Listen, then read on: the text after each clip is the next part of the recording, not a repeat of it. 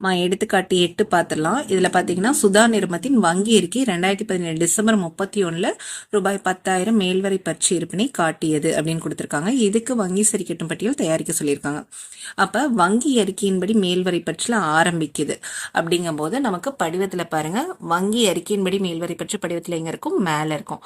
மேல இருந்தா படிவத்தின்படி கூட்ட வேண்டியதை கூட்டணும், கழிக்க வேண்டியதை கழிக்கணும். ஸோ இப்போ 1 by 1 நம்ம அப்படியே பார்த்துட்டு வந்துடலாம். ஓகேவா? 2017 டிசம்பர் 30 அன்று வங்கியில் செலுத்திய காசோலை 15,000 வங்கியால் வசூலித்து வரவு வைக்கப்படவில்லை.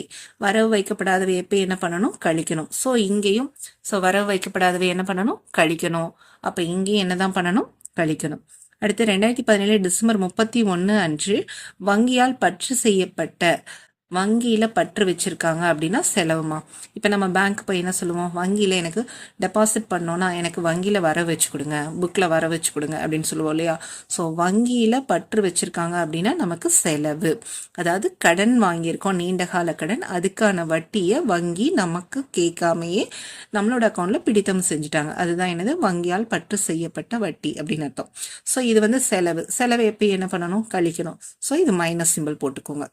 2017 டிசம்பர் 24 அன்று 550க்கான காசோலை விடுக்கப்பட்டு வங்கியரால் செலுத்தப்பட்டது. அது 505 என ரொக்க ஏட்டின் வங்கி பத்தியில் பதியப்பட்டதுன்னு கொடுத்துருக்காங்களாமா. அதாவது இந்த மாதிரி இவ்வளோ போட வேண்டியதுக்கு இவ்வளோ போட்டுட்டாங்க, இவ்வளோ போட வேண்டியதுக்கு அதிகமாக போட்டுட்டாங்க, இந்த மாதிரி ஏதாவது வந்தது அப்படின்னா நம்ம அந்த மாதிரி நடவடிக்கைகளை யோசிச்சு மட்டும்தான் போட முடியும். படிவத்தின்படி கூட்டல் கழித்தல் டைரக்டா யோசிக்க முடியாது. ஸோ அது எப்படி யோசிக்கணும்னு இப்போ சொல்லி கொடுக்குறேன். இப்போ பார்த்தீங்கன்னா இங்க மேல என்ன அறிக்கையில ஆரம்பிக்குதுன்னு பாருங்க. என்ன அறிக்கையில ஆரம்பிக்குதுமா, வங்கி அறிக்கை. அப்ப அதன்படி குறைவா இருந்தா கூட்டணும், அதிகமா இருந்தா கழிக்கணும். ஸோ இப்ப இந்த மாதிரி வந்தாவே என்ன பண்ணணும், மேல என்ன அறிக்கைன்னு பாருங்க. ரொக்க ஏடுனா ரொக்க ஈட்டின்படி குறைவா இருந்தா கூட்டுங்க, அதிகமா இருந்தா கழிங்க. இப்ப இங்க என்ன அறிக்கை இருக்கு, வங்கி அறிக்கை இருக்கு. ஸோ வங்கி அறிக்கையின்படி மட்டும் யோசிங்க, வேற எதையும் யோசிக்காதீங்க. வங்கி அறிக்கையில குறைவா இருந்தா கூட்டணும், அதிகமா இருந்தா கழிக்கணும். இது இருப்பா இருந்தா. ஆனா இங்க என்ன இருக்கு, மேல்வரை பற்று. ஸோ ரிவர்ஸ், அப்படியே அதை யோசிச்சு இன்னொரு ஸ்டெப் நம்ம ஆப்போசிட்டா யோசிக்கணும். இப்ப எப்படின்னு சொல்லித்தரேன் பாருங்க. அதாவது செக்கை கொடுத்தது எவ்வளோ, 550, வங்கியில செலுத்திட்டோம். அப்ப வங்கியில அவங்க எவ்வளவுதான் பணம் எடுத்து கொடுத்துருக்காங்க, 550 எடுத்து நம்மளோட அக்கௌண்ட்ல இருந்து கழிச்சிட்டாங்க. ஆனா நம்ம மட்டும்தான் ரொக்கேட்ல 505 போட்டிருக்கோம். ஸோ இதன்படி மட்டும் பாருங்க, வங்கியில இங்க 505 இருக்கு, வங்கியில மட்டும் 550. ஸோ எக்ஸ்ட்ரா எங்க இருக்கு, வங்கியில குறைஞ்சிருக்கு. அப்ப வங்கியில குறைஞ்சா நம்ம இப்ப என்ன பண்ணணும், கூட்டணும். ஆப்போசிட் இப்ப என்ன பண்ணணும், கழிக்கணும். ஸோ இந்த அமௌண்ட்டு, டிஃப்ரென்ஸ் அமௌண்ட் எவ்வளோ, 550லேருந்து 505 ரூபாயை கழிச்சா மீதி 45 ரூபாய்.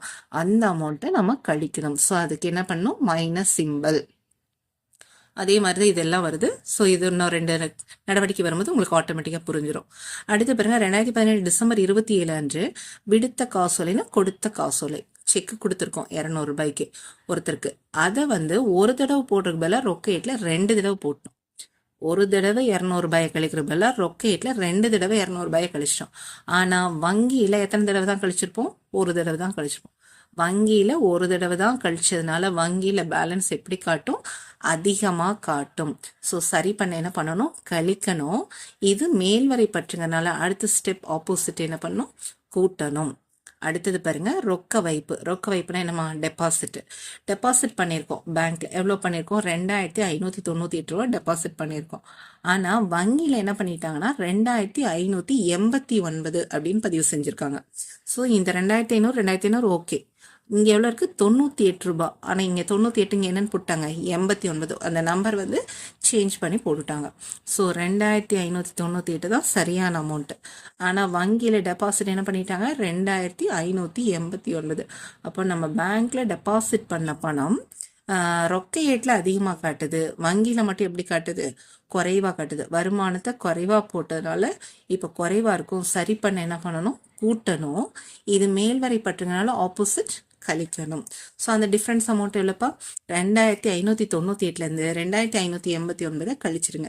கழிச்சா டிஃப்ரென்ஸ் அமௌண்ட் 9 ரூபாய். அந்த 9 ரூபாயை நம்ம என்ன பண்ணி காட்டணும், கழிக்கணும். அடுத்தது பணம் வைப்பு இயந்திரம் வாயிலாக 2017 டிசம்பர் 31 அன்று வாடிக்கையாளரால் செலுத்தப்பட்ட 2000 சுதா நிறுவனத்தின் ஏடுகளில் பதிவே பண்ணல. வாடிக்கையாளர் கஸ்டமர் நம்மளுக்கு பணம் கொடுத்துருக்கிறாரு. எவ்வளவு கொடுத்துருக்காங்க? 2000 ரூபாய். அப்ப அந்த 2000 ரூபாய் என்னது? வருமானம். வருமானத்தை என்ன பண்ணிக்கணும்? காட்டணும், கூட்டணும். ஸோ பிளஸ் சிம்பிள் போட்டா போதும். அப்ப இந்த 2000 ரூபாய் பிளஸ்ல வந்துடும். அடுத்தது பாருங்க, மேல்வரை பற்று மீதான வட்டி. மேல்வரை பற்றுனாவே கடன். ஸோ கடன் மீதான வட்டிங்கிறது செலவு. செலவு என்ன பண்ணி காட்டணும்? கழிச்சு காட்டணும். ஸோ மைனஸ் சிம்பல் 600 ரூபாய். அடுத்தது 2017 டிசம்பர் 29 அன்று விடுத்த 2 காசோலைகள். விடுத்ததுன்னா கொடுத்தது. 2 செக் கொடுத்துருக்கோம். ஒரு செக் 500 ரூபாய்க்கும் இன்னொரு செக் 700 ரூபாய்க்கும் கொடுத்துருக்கோம். கொடுத்ததுல முதல் காசோலை மட்டுமே செலுத்துகைக்கு முன்னிலைப்படுத்தப்பட்டது. அப்படின்னு என்ன அர்த்தம்? அந்த டிசம்பர் மாசத்தோட முடியுதுப்பா. ஸோ அந்த டிசம்பர் 31க்குள்ள ஃபர்ஸ்ட் செக் மட்டும் கொண்டு போய் பேங்க்ல கொடுத்து பணத்தை வாங்கிட்டாங்க.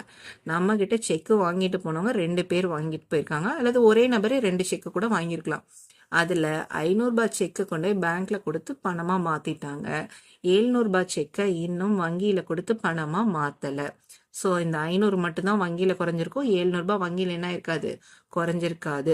அப்ப இது என்ன காசோலை? முன்னிலைப்படுத்தப்படாத காசோலை. இது முன்னிலைப்படுத்தப்பட்ட காசோலை. 500 ரூபாய் முன்னிலைப்படுத்தப்பட்டது, 700 ரூபாய் முன்னிலைப்படுத்தப்படாது. நம்மளுக்கு படிவத்தின்படி என்ன வேணும்? முன்னிலைப்படுத்தப்படாதது தான் வேணும். ஸோ இந்த அமௌண்ட் நமக்கு தேவையில்லை. அப்ப முன்னிலைப்படுத்தப்படாதது எவ்வளோ? 700 ரூபாய். முன்னிலைப்படுத்தப்படாதவைய படிவத்தின்படி என்ன பண்ணணும்? கூட்டணும். ஸோ அதை மட்டும்தான், அந்த 2வது செக் மட்டும் நம்ம என்ன பண்ணா போதும்? கூட்டுனா போதும். ஸோ இந்த மாதிரி நம்ம எல்லா பிளஸ் ஆர் மைனஸ் எல்லாமே போட்டு வந்தாச்சு. இப்போ பிளஸ் மட்டும் பாருங்கம்மா, எத்தனை பிளஸ் இருக்குன்னு சொல்லிட்டு. அப்போ 200, 2000, 700 இது மட்டும்தான் பிளஸ். அப்போ ஏற்கனவே இருப்பு எவ்வளோ இருந்தது? 10,000. 10,000தோட இந்த 2,900 கூட்டோம்னா டோட்டல் எவ்வளோ? 12,900. அது போக மீதி இருக்கக்கூடிய நடவடிக்கைகள் எத்தனை? 1, 2, 3, 4.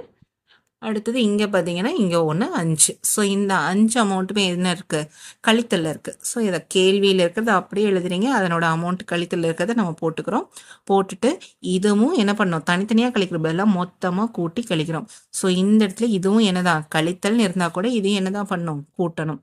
ஸோ இதை மொத்தமாக கூட்டி வர விடையுள்ளப்போ 16,154. ஸோ இந்த ஒரே ஒரு இடத்துல மட்டும் நீங்கள் என்ன பண்ணால் போதும்? கழிச்சா போதும். அப்போ மேலே எவ்வளோ அமௌண்ட் இருக்குன்னு பாருங்க, 12,900. ஆனால் கீழே எவ்வளோ இருக்கு? 16,154. ஸோ 12 விட 16 பெருசு. அப்போ இந்த அமௌண்ட்டை அப்படியே ரிவர்ஸில் போட்டு கழிக்கணும். அப்போ 16,154ல் 12,900 கழிச்சோம்னா டிஃப்ரென்ஸ் அமௌண்ட் 3,254 ரூபாய் வரும். அந்த விடை தான் இந்த விடை. ஓகேவா? இப்போ இது எப்படி இங்கே எழுதணும்னு பாருங்க. இப்போ வங்கி அறிக்கைனா மேலே வங்கி அறிக்கையில தான் ஆரம்பிக்குது.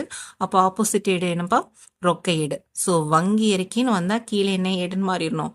ரொக்க ஏடுன்னு மாறிடணும். மேலேயும் வங்கி அறிக்கை, கீழேயும் வங்கி அறிக்கை வராது. அதுக்கப்புறம் இப்போ இது வந்து கழிக்க முடியல. 12,000 விட 16,000 பெருசா இருக்கு. ஸோ ரிவர்ஸ்ல போறதுனால மேல மேல்வரை பற்றினா கீழே இருப்பா மாறிடும். ஓகேவா? இப்போ கழிக்க முடிஞ்சது. இங்கேயும் 12,000, இங்க 11,000 இருந்தது அப்படின்னா கழிக்க முடியும். கழிக்க முடிஞ்சா இந்த அமௌண்ட்லேருந்து இந்த அமௌண்ட்டை கழிக்க முடிஞ்சா மேல மேல்வரை பற்றினா கீழேயும் மேல்வரை பற்று தான், மேலே இருப்புனா கீழேயும் இருப்பு தான். இது இந்த எண்ணை விட இந்த எண்ணெய் எப்படி இருக்கு? பெருசா இருக்கு, கழிக்க முடியல. ஸோ ரிவர்ஸ்ல போட்டு கழிக்கிறதுனால மேல மேல்வரை பற்றா இருக்கிறது கீழே என்னவா மாறிடுச்சு? இருப்பா மாறிடுச்சு. ஓகேவா?